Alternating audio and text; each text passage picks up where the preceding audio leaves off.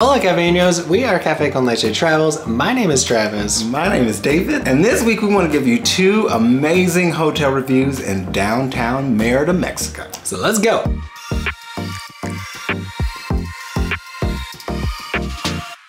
All right, we want to start by acknowledging that this is a little different video than the one we originally had planned. We had another little mishap with our microphone. We did film a full 3 days of us exploring and enjoying these hotels, but when we uploaded the footage, it sounded like this.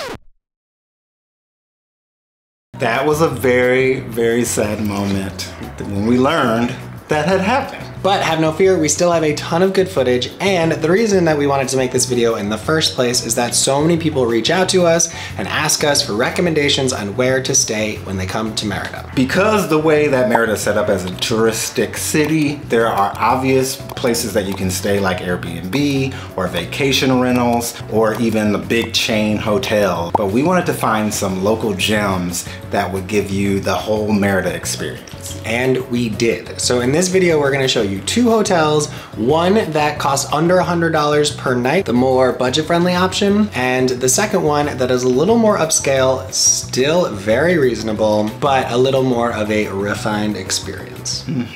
If you are new to the channel, we sold everything we own and moved to Mexico in November of 2020. And we love to give out our insight on what it's like to live abroad. So if you find that helpful, please make sure to like and subscribe and hit that notification bell because it really helps us out a lot. So like David said, we have been traveling all around Mexico, but this weekend we had a little staycation in downtown Centro, Merida, and it was magical. Magical. It is the middle of June. It was very hot. It is still very hot. Know that if you're coming to Merida in the spring and summer months, it is hot and also rainy. Hace calor. Pero it's still very beautiful.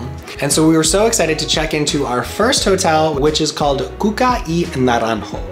So a night in this hotel costs 75 US dollars. It is located in the San Juan neighborhood. It's about 8 blocks south of the city center of Merida. We had read great reviews about Kuka y Naranjo, so we were excited to check it out. The building itself is a like 150-year-old old colonial home that the owners have renovated and turned into a small boutique hotel with 8 guest rooms, each named after a neighborhood in Centro. So that was really cool. This is an eco-friendly, vegetarian and vegan-friendly hotel, which you know we love.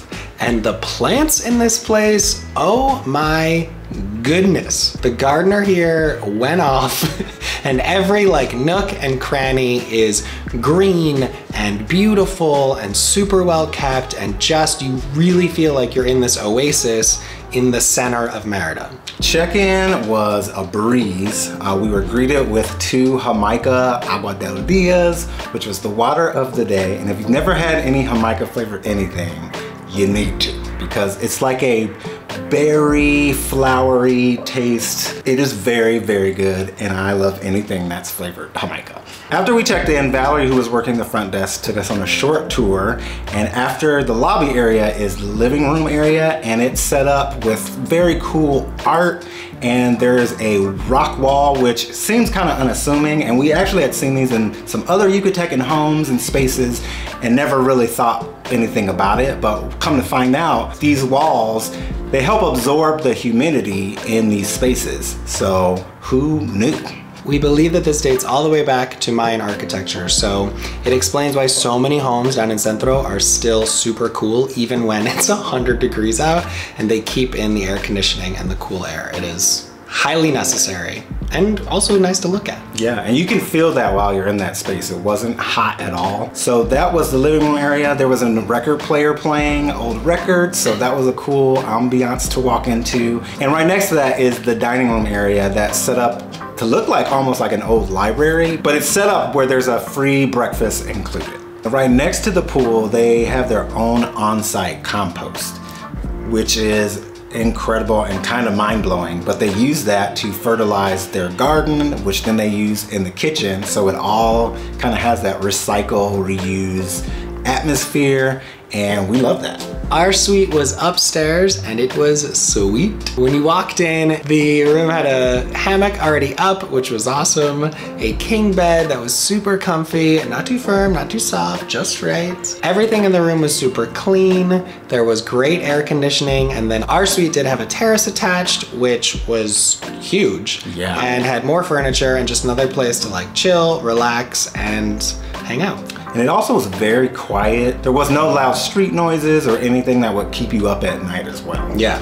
One amazing feature of this hotel is it has an in-house kombucheria, which they make their own homemade kombuchas. And the one we had was like watermelon. Watermelon and mint. And it was tremendous. Now I feel like some kombuchas kind of have a bitter taste when you drink it, and when you shake the elements inside, it goes everywhere. At least that's been my experience. But this, it was smooth, it tastes naturally sweet, and when you shook up the elements, it did not spill anywhere. It was great. And the kombucheria also serves vegan and vegetarian dishes. I had flautas, which were delicious. With pumpkin and red sauce, it was real good. And I had a lentil burger, which sounds kind of simple, but the taste was very savory. The bun was homemade and really flaky and crispy. It tasted almost like a croissant. They also have vegan ice cream available, which you know we had to partake in. The flavor that we had was a mocha flavor, and it was so good. Another cool thing about this hotel is pre-pandemic, they were offering cooking classes where they would take you to the local markets, help you shop, and then come back to the hotel. They do have like a big industrial sized kitchen, and they would teach cooking classes in there. They also had a local artist come in to give a painting class. Those are obviously like add-on events that you could attend, but they have been shut down since the pandemic and have not yet started back up again. So check with them before you book, but hopefully those will come back soon, because that is just another really cool way to get to know Merida, to get to know the Yucatan, and to have fun. Yeah. This hotel is located in the San Juan neighborhood of Centro. Again, it's about 8 blocks south of the center, main park, main cathedral, but it is a block away from the San Juan church and park, the Parque San Juan, which is a great little shady park with a gorgeous yellow church and a fountain and a kids play area. And during the day and night, they have street vendors that are up where you can go get tacos or hamburgers or any kind of street food you can think of. It is such a immersive experience to kind of be in the culture of Merida there too. Yeah, at night the place really comes alive because the weather cools off and everyone's out eating at those little taco stands and just enjoying the city. The free breakfast is mostly vegetarian. They did have one vegan option for us, which was a mango fruit bowl with granola that was delicious. Yeah, and surprisingly filling. So if you're not vegan, there are tons of delicious options that are available. We looked over next to us, and the couple that was sitting there were eating these amazing waffles that we wanted to house ourselves, but we couldn't. So there's many, many things to choose from. Overall, staying here was really, really nice. From the location to the value that you get and just the overall atmosphere. Like we said, Valerie welcomed us, was just so kind, spoke fluent English. So if you don't have the Spanish yet, don't be scared that it's a small boutique hotel. It had such a calm, welcoming, kind vibe. Yeah, we love that it was eco-friendly. And so if you are vegan or vegetarian, it's a great place to stay that aligns with those kinds of values. And if you're not, I want to check it out for a couple nights, it's a great place to start because it's delicious. Yeah, I give it 10 out of 10 coffee cups for that price and the things that you get with it and the feeling that comes with it. So worth it. The next day, we went and stayed at the Diplomat Hotel, which if you read any of their reviews online, people rave, lose their minds, you have to stay here, oh my goodness. And we were like, this is aggressive. People need to calm down. Yeah, like how good could this place be? And so, you know, we had to go check it out for you. And let us tell you, it was a fantasy dreamland, but it was all real. It did not disappoint. The Diplomat Hotel is located about a 15-20 minute walk west of the main square. Still around plenty of things. It's only like 3 blocks from the zoo and Centennial Park. So it is in a great location, a little quieter than Kuka y Naranjo. Kuka y Naranjo was like in it. The Diplomat is like just outside of it. We were greeted with this beautiful smiling face. Her name was Renata. She was so lovely, so kind, so welcoming. We felt like we were best friends immediately. She took us around a tour of the property, which again was this gorgeously renovated mansion that they turned into a small boutique hotel that has been open for the last 8 years. So rewinding a little bit, they texted us beforehand and asked us if we wanted margaritas waiting when we got there. So we already knew, like, what are we about to walk into? So they were there waiting for us while she sat us down and told us all the things we can do, offered to make reservations at all of the restaurants that she recommended. She got to know us, we got to know her. It was such a cool, just friendly experience. The owners of this hotel are Canadian. We actually got to meet Sarah the following morning, who is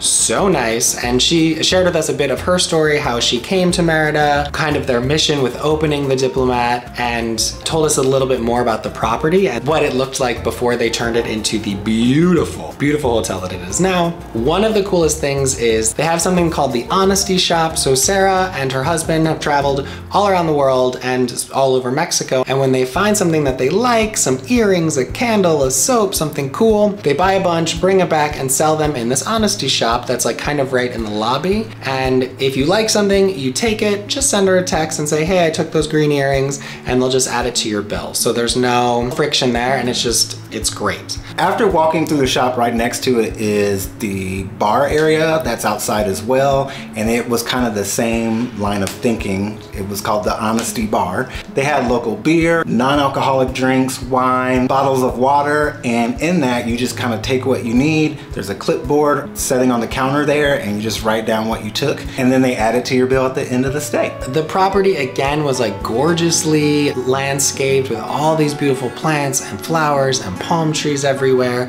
and staying there really felt like you're staying at a really good friend's house. Yes. Who, if you wanted to hang out and talk and get to know, they're available. There's a bell that you can ring if you need any staff at any time. But then also it's kind of like this little oasis where you have your own suite that was super comfortable, super well appointed, everything, just like all the little thoughtful details that you expect from a higher end experience, you get at the Diplomat. When we booked it, the price was $150 US a night, which included a breakfast, and they asked ahead of time what our dietary restrictions are. So for us, that was a full plant-based breakfast. And you guys,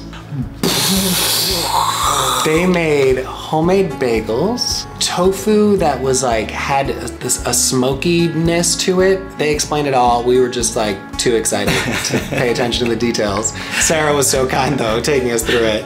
Roasted tomatoes with garlic and rosemary.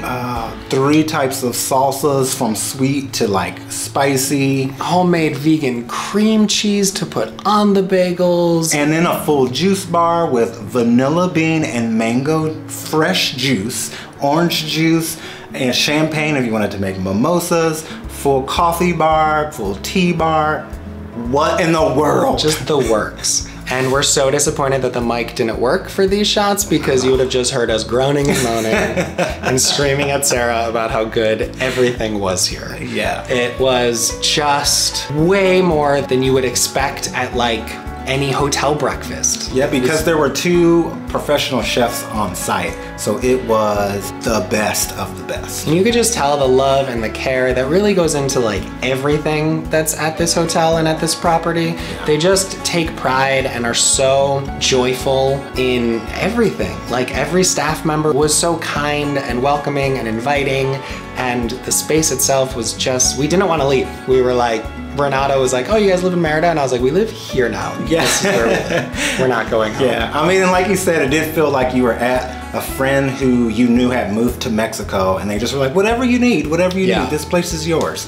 It felt so good. So those 5-star reviews are entirely justified. Yes. We will be leaving our own 5-star reviews in addition to this video. But if you get a chance and you're coming to Merida and are looking for a little bit more of an elevated experience and the Diplomat is in your budget, definitely stay there. Oh my goodness. Yes, yes. Run, don't walk. So we hope that this gave you some great insight into 2 amazing hotels that you can stay at in Merida. We will link all of the information to both places below, so take a look down there. We did specifically choose these hotels because they are not the big international chains that everyone knows about. Those are all in Merida as well, and they provide the same standard experience that you would get anywhere. These hotels, like we hopefully have shown you, do give you a feel of what it is like to live in Merida and just explore the city as a local. So if that's something you're looking for, hopefully we gave you 2 great options. If you have another recommendation of a place that we can stay at, let us know in the comments section and we can try to take a look at that as well. We love hearing recommendations from you guys, so if you have a favorite place, please let us know.